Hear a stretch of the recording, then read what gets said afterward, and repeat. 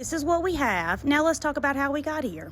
I finished sewing all of my blocks. Now I'm going to add a 2.5-inch strip on the right side of each block. And I'm going to do that by lining up pretty side to pretty side. And I'm going to sew this with a 1/4-inch seam. I'm going to stitch and back stitch at the beginning and at the end. Now I'm going to chain piece these.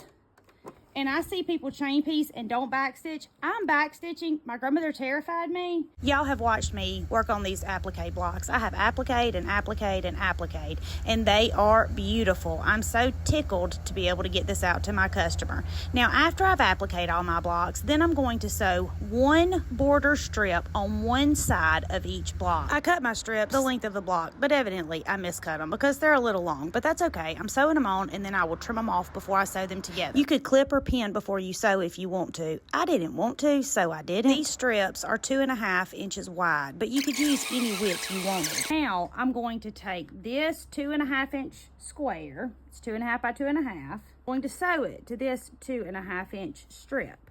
I'm just going to sew it with a 1/4-inch seam and a straight stitch, and I'm going to chain piece these two. These are going to be the pretty squares in between each border on each block. It just breaks up your quilt a little and adds some color. I've sewn a strip down the right side of each block. Now I'm going to take the pieces. I sewed a 2.5-inch by 2.5-inch square to a 2.5-inch strip. I'm going to place this pretty side to pretty side like this. I'm going to sew these with a 1/4-inch seam. I'm going to stitch and back stitch at the beginning and the end. Even though I'm chain piecing, I'm still back stitching. All chain piecing is whenever you sew one piece, you push it out of the way and you sew the next piece. It just keeps you from having to cut your thread and cut your thread and cut your thread. And then after you're done sewing all of those, you'll clip them apart. It's just a faster way to do something if you're doing a whole bunch of the same thing. So now what we've done is add a border strip to the top, and then we sewed a square to a border strip, and we added that to the side. So we have a border on the top and a border on the side with a square at the corner. Now you'll only do this on the top and one side. So when you're finished with each block, you will only have a border on two sides of your block. I promise it will make sense in just a minute. So this is what we have now. We have all of our blocks, and our blocks have two sides.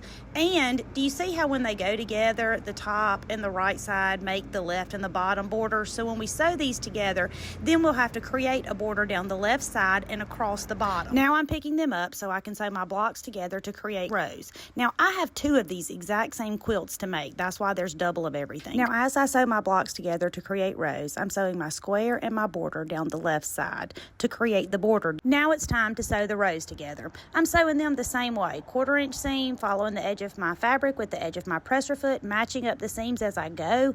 You want to make sure your seams match up. Now they used to tell you that you had to iron your seams open. You don't have to do that. Just iron them in one direction or the other. You do want them to lay flat. As always, you could pin or clip if you wanted to. If you were pinning or clipping, I would start with the seams. I would clip those first or pin those first and work my way out. Now after I've got my rows together, it's time for me to create the bottom border. What I'm doing is sewing one square, one border strip, one square, one border strip, one square, one border strip, one square. So I need 3 border strips and 3 squares. Then I'm going to sew it to the bottom of my quilt, and ta-da! We have finished this amazing creation. My name is Tammy. I'm your favorite sewing teacher, and I would love for you to come sew with me.